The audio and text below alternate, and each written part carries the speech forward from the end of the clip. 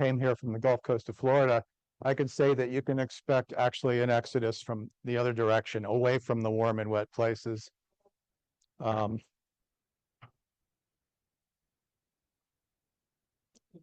right, so I took the assignment seriously.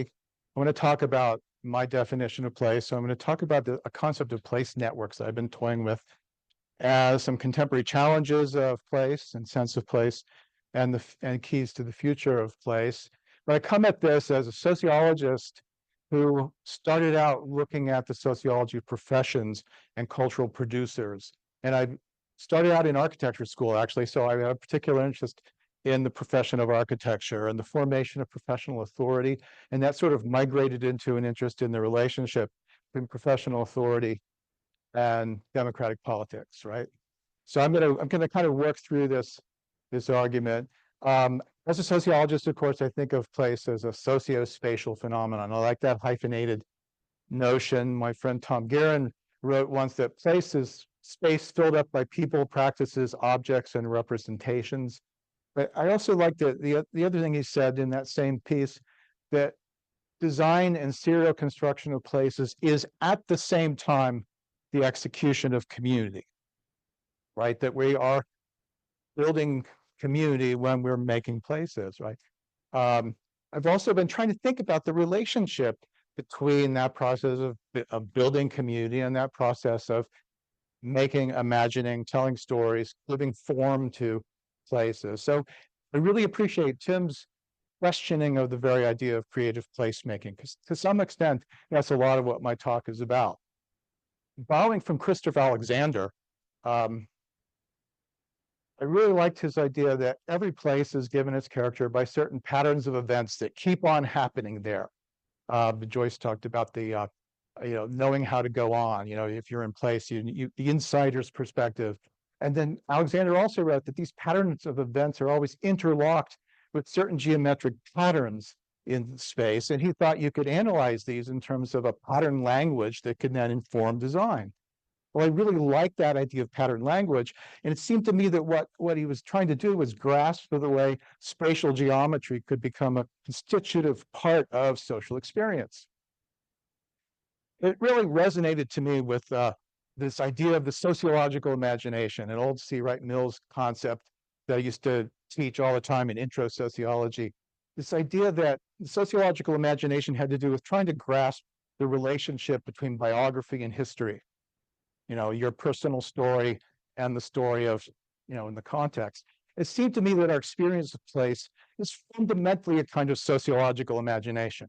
It's a practical way to grasp living connections between the individual and the social, the private and the public. And it all gets manifested in the things we build as social relations in another form. And it seems to me that in the most idealized forms of this, as it becomes more self-aware, it defines a kind of civic imagination. I like this paired photos, by the way, of transformation of a plaza in Milan, because you can see very clearly that not only you have happy people, but even the trees are happier, right? That's really a telltale thing. So place is itself a social connection. And I like this idea of ecological networks. Browning and his colleagues actually looked at the idea that people frequenting the same places in their daily, what happened here? Yeah, okay. Frequenting the same places on their daily round, that in itself is a kind of social connection. There's a network of relationships that we're forming just by relating to place and having that mutual connection to place. So I agree with what Tony has said. I think that placemaking is really a fundamental process. And it's a fundamental part of how we construct the social world and experience our connections to the social world by experiencing commonness of that physical environment of place. That's where we encounter everything from the most mundane kinds of things to the most sacred, from the particular to the universal, private to public, from conflict and differences to shared understanding. All of that becomes embodied in this process of placemaking. So To think of creative placemaking is something I think we should really question as a specialized thing, because what we're doing all the time when we engage with each other is a process essentially of placemaking. I tried to start thinking about this in relationship to the problems of design.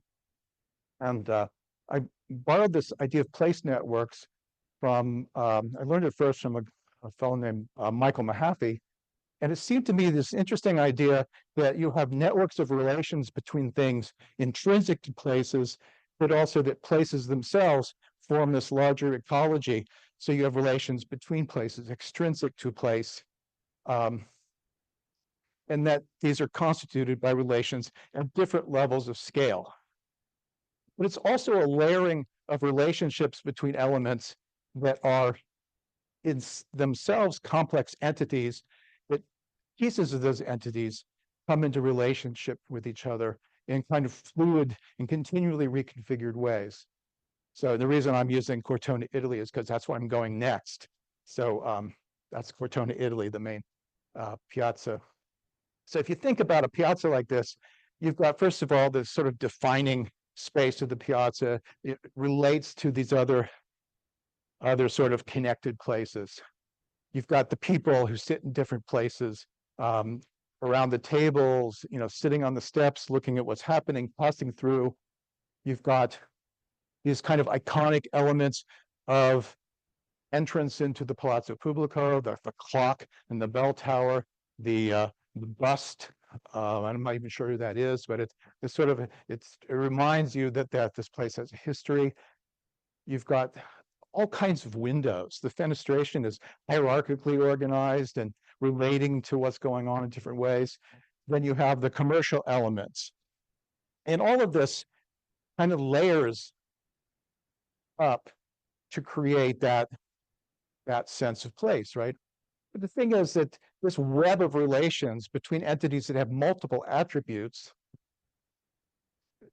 becomes layered because through space and through time, you have social activity, people moving, you have imagination, you have stories over time, right? So this is layering of social practice, spatial structures, physical objects is a really complex kind of phenomenon. And this going back to Chris Alexander, you had this idea in this old article that he wrote in 1965 of, I'm not going to go into the argument, which when I read it in the 70s, I didn't understand, had to go back to it and really figure out what he was talking about. But he has this one passage where he says, describing a place, the effect makes the news rack and the traffic light interactive. So you have news racks and traffic lights interacting, right? The news rack, the newspaper's on it, the money going from people's pockets to the dime slot, the dime, right? The people who stop at the light and read papers, the traffic light, the electric impulses which make lights change, the sidewalk which the people stand on, form a system. They all work together. So you have this like hybrid heterogeneous network of things and people and processes and concepts. And it reminded me of the social construction of technology people who talk about actor networks as an attempt, as Michel Colon says, to provide analytical tools for explaining the very process by which society is constantly reconfigured, right?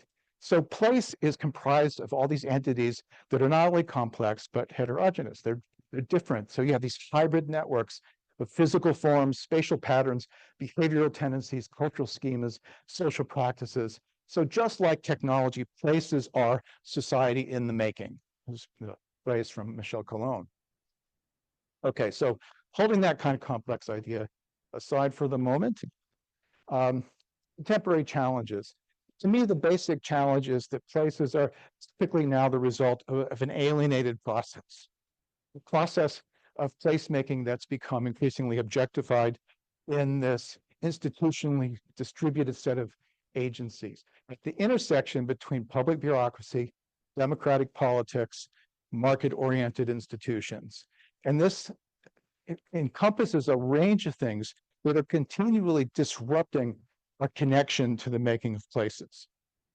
That includes specialization in the professional division of labor, the various kinds of technical regulations that encourage a very narrow, siloed perspective about things. Many of the problems that we're trying to solve as quote placemakers are problems that were created by the last set of good ideas that were around. And we've also created a situation where public participation has become part of the problem and not a solution, because the forms of public participation are actually themselves disruptive and create exactly the wrong kinds of outcomes. So if we have non-places in the world, it has to do basically with the fact that we've increasingly created this place-making technologies that is focused on creating places for a purpose. They focus on function rather than meaning. This is sort of the height of that, the multi-lane arterial like this.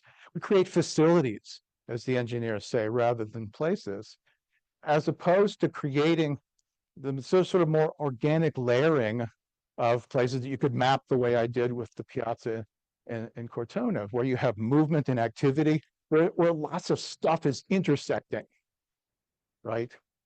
And those are those organic places. And this is the reason why a lot of people say, we can't make places on purpose, right? They just have to happen, right? So if that's the case, if places, and I've always struggled with this concept of authenticity, if an authentic place just has to happen organically, then architects and planners should just get the hell out of the business of placemaking, because it's, it just disrupts what's going on.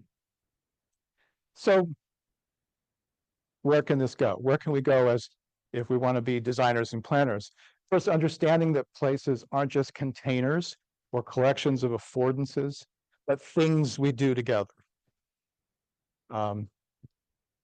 Emphasizing the making itself as a fundamental social process, not as something we have to call in, specialists to work on. And it seems to me that, and this is from working with designers and planners, that urban form can actually support a vocabulary and a syntax of a shared spatial narrative. That's kind of the hopeful side of it. And in that context, design can play a key part, because what design essentially is a value-driven and intentional way of organizing our decisions, right? I like this discussion that Forrester has of design. And in this piece in 1988, he wrote that design is a process of making sense together in practical conversation. That's really different, by the way, from what I was taught about design in architecture school. And I also really like this idea of, if you think about design as communicative action, he says, designing is both instrumentally productive and socially reproductive, accomplishing ends and reproducing social political relations of status, power, and culture at the same time. So, you can think of the designer as playing this role of reproducing things maybe that they don't always want to be reproducing. So that the warnings that I have for designers are often, first of all, we need to not think of placemaking as a process of manipulating human psychology to produce some end, some outcome. We often have designers who want research to tell them how they can manipulate experience to create the experiences that they want. I think we have to be wary of that kind of determinism and the authority of generalized knowledge that professionals are often seeking from psychologists, sociologists, and experts. We have to avoid that dogmatism of form following function. If form is part of that conversation about practical things, it should be focused on as conversation. So it's not a process of envisioning and then delivering. The envisioning and the delivering should be part of the same process, co-production. And design should itself be imagined as a process of building relationships so that those relationships are embodied in the outcome.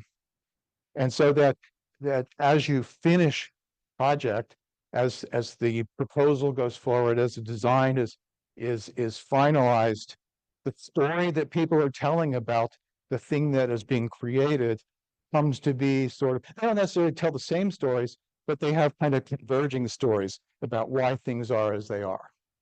Rather than what most people look around the built environment and they see a lot of stuff that they think just happens that way. Maybe because that's the way engineering says it has to happen. So we need to think about reconfiguring a lot of the institutional structures relevant to the way we build. And they're very difficult to change. Sharon talked about sort of the flows of capital, the bureaucratic regulatory system, the structure of division of labor between the professions. Retooling the regulatory apparatus means actually having to rethink what it means to try to sustain the meaningful diversity of places over time. And think about design as more basis for collaborative and vision-based planning. And as, having the goal of reconstructing a kind of civic democracy. So I think placemaking fundamentally has to do with facilitating self-conscious engagement with our socio-spatial setting, and ideally turning that experience of ecological networks into a civic public realm. And that doesn't mean that everybody sort of comes to happy consensus. The civic public realm encompasses conflict and difference, encompasses struggle, but it encompasses struggle in a way that makes that struggle potentially at least productive. And so the three goals that I came up with are, first of all, the goal of resilience, the idea of building a political culture that allows for people to be comfortable with change, allows them to imagine the possibility of managing continuity while things are changing. And it seems to me that's an essential part of democratic practice. The second thing is the idea of honoring difference and developing an approach to the way we organize territory that actually gets past structuring control around the inequities of class, race, and gender. And then finally, cultivating that sense of agency in placemaking. And that is going to require